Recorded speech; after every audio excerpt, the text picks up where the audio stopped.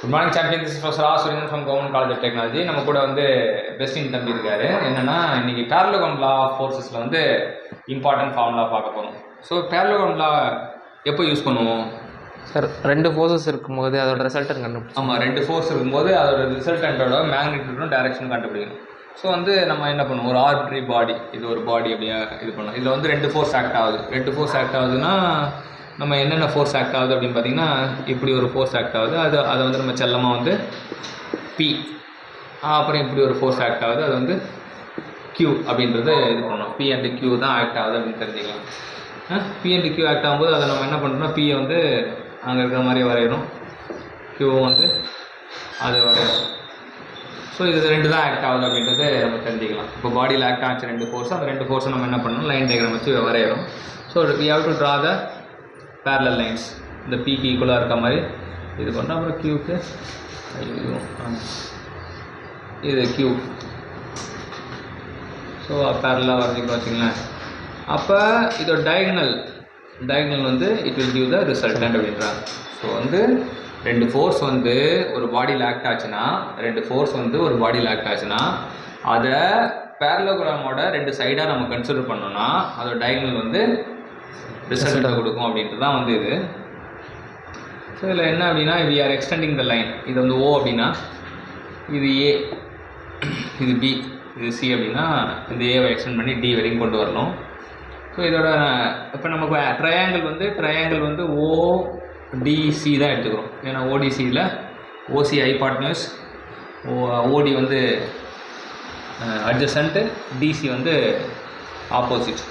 So இந்த ரெண்டுத்துக்கும் இடைப்பட்ட ஆங்கிள் வந்து தீட்டா அப்படின்ட்டு வச்சுக்கணும். அப்போ இந்த ரிசல்டன்ட்டுக்கும் ஹரிசாண்டலுக்கும் இடைப்பட்ட ஆங்கிள் வந்து ஆல்ஃபா. இப்போ நம்ம நோக்கமே என்ன அப்படின்னு பார்த்தீங்கன்னா, ஆரை கண்டுபிடிக்கணும், அதுக்கப்புறம் ஆல்ஃபாவை கண்டுபிடிக்கணும். இது ரெண்டு தான் ஃபார்முலா. ஸோ ஆரை கண்டுபிடிக்க ஒன்றும் பெரிய விஷயம் கிடையாது. R square equal to OD square plus OC square. இல்லாட்டி இங்கே ஆருக்கு வேலை வந்து நம்ம வந்து ஓசி ஸ்கொயர் கூட வச்சுக்கலாம். பித்தாகரஸ் தியரம் படி ஒரு ரைட் ஆங்கிள் ட்ரையாங்கிள் ஓடிசியில் OC square equal to OD square plus DC plus OD square plus DC square. ஆமாம், ப்ளஸ் டிசி ஸ்கொயர் அப்படின்ட்டு தெரிஞ்சுது. இப்போ நம்ம கண்டுபிடிக்கணும், இது பி அப்படின்னா இதுவும் கியூ தான். ஸோ இதுவும் தீட்டா தான். ஏன்னா இந்த ஆங்கிளும் சேமாக இருக்கணும். அப்போ ஏடி வந்து கியூ காஸ் தீட்டா, டிசி வந்து கியூ சைன் தீட்டா அப்படின்னு எடுத்துக்கலாம். ஸோ இப்போ நம்ம சப்ஸ்டிட் பண்ணணும். இப்போ ஓடி வந்து பார்த்தீங்கன்னா P plus Q cos theta whole square, DC வந்து Q sine theta whole square அப்படின்றாங்க. A plus B whole square formula என்ன சொல்லுதுன்னா, A square plus 2ab plus B square Q square cos theta. இங்கே வந்து Q square sine square theta இருக்குது. So இருக்குது அப்படின்னா இந்த ஓசின்றது ஆர் ஸ்கொயர் அப்படின்னு எடுத்துக்கலாம். அப்போ R equal to square root of P square plus 2pq cos theta plus இது கியூ ஸ்கொயர் காமன் எடுத்தோம்னா cos square theta plus sine square theta வந்து என்ன வரும் அப்படின்னா 1 ஆகிடும். Cos square theta plus sine square theta 1 ஆகிடும். அதை மட்டும் விட்டுடலாம். அப்போ இது மட்டும் மிச்சம் இருக்கும். ஸோ இதான் வந்து இந்த ஃபார்முலா தான் என்ன அப்படின்னு பார்த்தீங்கன்னா, மேக்னிடியூட் கண்டுபிடிக்கிறதுக்கான ஃபார்முலா. இது வந்து மேக்னிடியூட் கண்டுபிடிக்கிறதுக்கான ஃபார்முலா. டைரக்ஷன் எப்படி கண்டுபிடிக்கணும் அப்படின்னா, that is equal to tan alpha அப்படின்வாங்க. tan alpha equal to opposite by, அட்ஸ் ஆப்போசிட் வந்து சிடி பை ஓடி.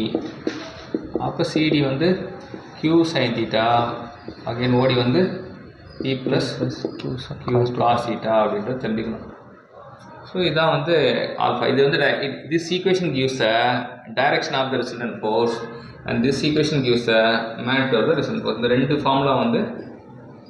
ஃபார்முலாவும் அடிக்கடி காம்படிட்டிவ் எக்ஸாம் தான் கேட்குற ஃபார்முலா. இது வந்து ஒரு ஃபார்முலா. இப்போ நமக்கு 60 ஃபார்முலா இன்ஜினியர் மெக்கானிக்ஸில் முக்கியம் அப்படின்றது நம்ம தெரிஞ்சுக்கிட்டோம்னா, 60ல் வந்து நம்ம என்ன பண்ணிட்டோம்,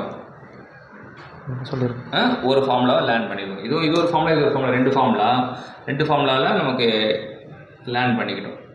ஸோ இதான் வந்து பேரலோகிராம் லா ஆஃப் ஃபோர்ஸஸோட important. Parallelogram law of forces படி என்னென்ன கற்றுக்கிட்டோம், ரிசல்டன் கண்டுபிடிக்கிறதுக்கான ஃபார்முலாவும் அதோட டைரக்ஷன் கண்டுபிடிக்கான ஃபார்முலா. ரிசல்டன் கண்டுபிடிக்கிற ஃபார்முலா என்ன சொல்கிறாங்க, square root of P square plus 2pq cos theta plus Q square அப்படி சொல்கிறாங்க.